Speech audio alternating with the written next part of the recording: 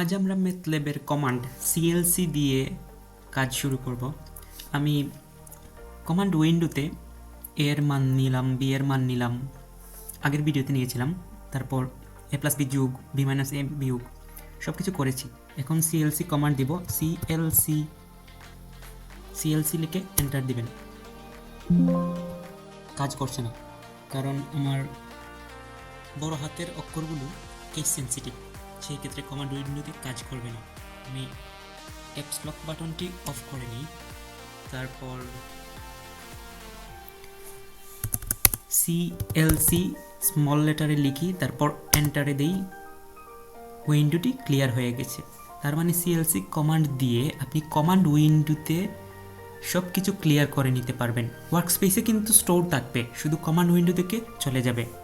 দেখুন, আমি এ নিয়েছিলাম 2, এন দিয়ে এন্টার দিলেই মানটি আবার দেখাচ্ছে, বি দিয়ে এন্টার দিলেই আগের মানটিই দেখাচ্ছে, আবার সিএলসি দিয়ে এন্টার দিলে উইন্ডোটি ক্লিয়ার হয়ে যাচ্ছে। তার মানে সিএলসি কমান্ড দিয়ে আপনি ম্যাথল্যাবের উইন্ডো ক্লিয়ার করবেন।